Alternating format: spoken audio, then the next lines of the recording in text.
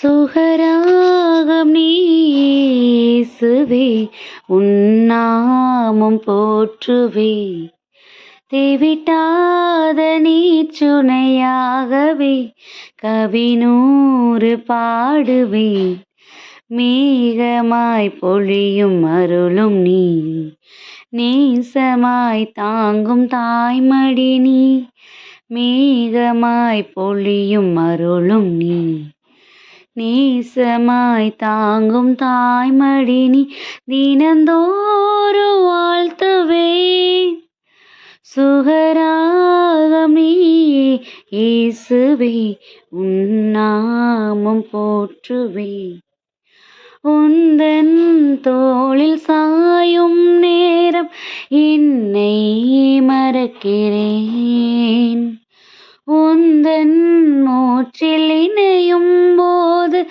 என்னை மறக்கிறேன் அன்பின் சிறகில் நானும் விடியல் காணுவேன் அழகின் இமையில் இனிதாயதிலும் புதிதாய் தோன்றுவேன் நீயே எந்தன் ஜீவன் நீயே எந்த நாற்றல் நீயே இல்லை என்றால் எனது உலகம் இல்லை சுகராகம் நீயே இயேசுவே உன்னாமம் போற்றுவேன். ஹாய் குட்டீஸ், எல்லாரும் எப்படி இருக்கிறீங்க? ஹாப்பியாக இருக்கீங்களா? ஜாலியாக இருக்கீங்களா குட்டீஸ்? நம்மளை ஒரு பொழுதும் கண்ணிமைக்காமல் நம்மளை பாதுகாத்துட்டு வர ஏசப்பா நம்ம கூட இருக்கும்போது, அவருடைய ப்ரெசன்ஸ் நம்ம கூட இருக்கும்போது நம்ம எதுக்காவது சோர்ந்து போமா குட்டீஸ்? நம்மளுடைய எல்லா சூழ்நிலைகளும் நமக்கு நிறைவான சந்தோஷமான சூழ்நிலைகளா, நம்ம நினைப்பதற்கும் மேலான ஆசீர்வாதமான சூழ்நிலைகளா நமக்கு ஏசப்பா உருவாக்கி கொடுத்துருப்பாங்க தானே. நம்ம என்ன பண்ணணும்? அவர் எனக்கு உருவாக்கி கொடுத்துருக்கிற ஒரு சூழ்நிலைகளும் நம்மளுடைய ஆசீர்வாதத்துக்கான சூழ்நிலைகள் தான் அப்படிங்கிற அந்த சரியான ரீசனை நம்ம அண்டர்ஸ்டாண்ட் பண்ணிக்கிட்டோம்னாலே கண்டிப்பாக நம்ம லைஃப்பில் எப்பயுமே ஹாப்பியாக இருப்போம் குட்டீஸ். இன்னைக்கு ஒரு சூப்பரான ஒரு பாடல் நம்ம பார்த்துருக்குறோம். இந்த உலகத்தில் எத்தனை பேரோட உடனிருப்பு நம்ம கூட இருக்குன்னு நம்ம சந்தோஷப்பட்டாலும் கூட எல்லா சூழ்நிலைகள்லையும் அவங்க நம்ம கூட அந்த மாதிரி இருப்பாங்களான் இருக்காது.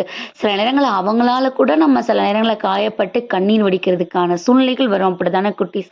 ஆனால் அவருடைய தோளில் நான் சாஞ்சிட்டு இருக்கிறேன் அப்படின்னு நினைக்கும் போதே நம்மளுடைய மனசில் இருக்கிற எல்லா பாரங்களும் எங்கே போச்சுன்னே தெரியாதுன்னு. அது வெறும் வார்த்தைகள் கிடையாது குட்டீஸ், அதுதான் நம்ம லைஃப்க்கு தேவையான உணர்வும் கூட. நமக்கு சோர்வு வருது, போராட்டம் வருது, இல்லை நமக்கு யாருமே இல்லையே அப்படின்னு நம்ம நினைக்கிறோமா? நமக்காக நம்ம சாஞ்சுக்கிடணுங்கிறதுக்காக நம்ம பக்கத்துலேயே வந்து உட்காந்துட்டு இருக்காரு. என் தோல்ல சாஞ்சுக்கோ, நீ எதுக்கு சோர்ந்து போற? உனக்கு அம்மாவா, உனக்கு அப்பாவா, உனக்கு எல்லா அம்மா நான் இருக்கேன்ல, நீ எதுக்கு சோர்ந்து போறன்னு நம்ம பக்கத்துலேயே உட்காந்துருக்கிற ஏசப்பாவை நம்ம நோட்டீஸ் பண்ணாமல் நமக்கு முன்னாடி இருக்கிற எல்லாரையும் பார்த்து இவங்க என் கூட இருக்க மாட்டேங்கிறாங்களே, இவங்க எனக்காக நிற்க மாட்டேங்கிறாங்களே, இவங்க எனக்கு என்ன பண்ணிட்டாங்க அப்படின்னு நம்ம என்ன பண்ணிட்டு இருக்கிறோம்? தேவையில்லாத குழப்பத்துக்குள்ளே போயிட்டு இருக்கிறோம் குட்டீஸ். ஸோ அப்படி அவருடைய உடனிருப்பை நமக்கு புரிய வைக்கிற ஒரு அருமையான ஒரு பாடல் என்ன பண்ணியிருக்கிறோம் இன்னைக்கு நம்ம தொடங்கியிருக்கிறோம்.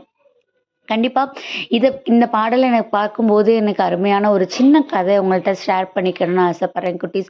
ஒரு நல்லா நீர்வீழ்ச்சியான இருக்கிற இடத்துக்கு, ஒரு ஃபால்ஸ் இருக்கிற இடத்துக்கு ஒரு அப்பாவும் ஒரு மகளும் போகிறாங்க குட்டீஸ். அப்படி அவங்க போயிட்டு இருக்கும்போது அவங்க வந்துட்டு இருந்த காரெல்லாம் விட்டு இறங்கி போகும்போதெல்லாம் அந்த குட்டி பொண்ணு ரொம்ப ஹாப்பியாக நம்ம இன்னைக்கு இப்போ ஃபால்ஸில் போய் குளிக்க போகிறோம்னு ரொம்ப ஜாலியாக போனதாங்க குட்டீஸ். ஆனால் கரெக்டாக அது கிட்ட நெருங்க போகிற இடத்துல ரொம்ப பாறையும் வழுக்குமா இருக்கிறத பார்த்துட்டு அந்த குட்டி பாப்பாவுக்கு ரொம்ப பயமாயிடுச்சான். அவங்க அப்பா கூட சொல்றாங்களா, நீ வா, அப்பா அவங்க கை பிடிச்சிருக்கிறல்ல, நீ எதுக்கு பயப்படுற, நீ தைரியமா வான்னு சொல்றாங்களாம் குட்டீஸ்.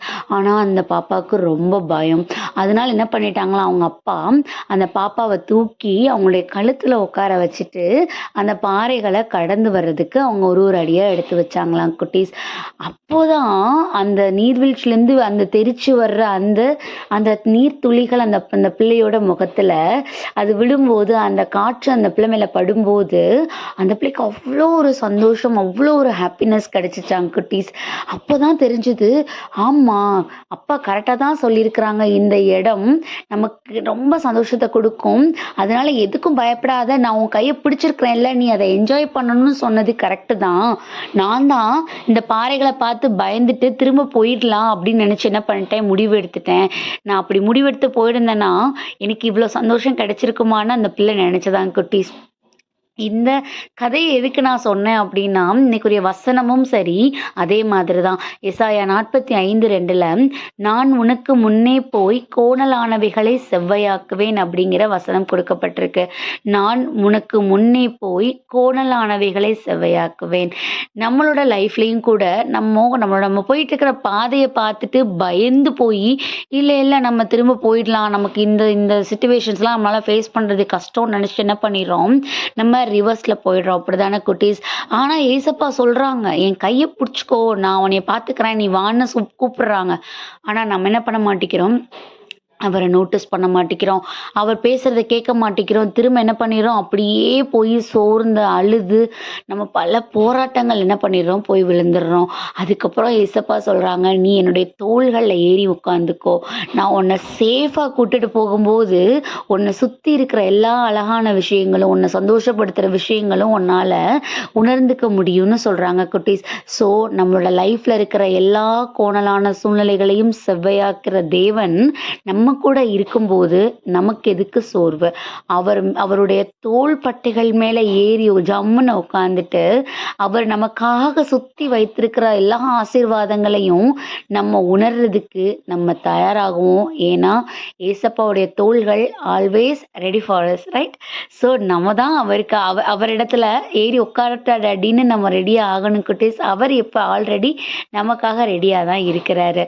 ஸோ அதுக்காக ஏசப்பா டொப்பு கொடுத்து ப்ரேயர் பண்ணலாமா? அன்பான ஆண்டவர், இந்த நேரத்திற்காக நன்றியப்பா. தகப்பனே, உங்களுடைய தோள்களில் எங்களை நீங்கள் தூக்கி வச்சுட்டு உங்களுடைய ஆசீர்வாதங்களை நாங்கள் காணும்படிக்கு நீங்கள் எங்களை வச்சுருக்கீங்க டாடி. நாங்கள் அதுக்காக எங்களுடைய இப்போ நாங்கள் ஃபேஸ் பண்ணிட்டு இருக்கிற சூழ்நிலைகள், எங்களுடைய குழப்பமான மனநிலைகள், எங்கள் எண்ணங்கள் இயக்கங்கள் எல்லாவற்றையும் நாங்கள் உங்களுடைய கரங்களில் ஒப்பு கொடுக்கிறோம். உங்களுடைய சித்தத்தின்படியாக எங்களை நடத்துங்க. ஆமீன்.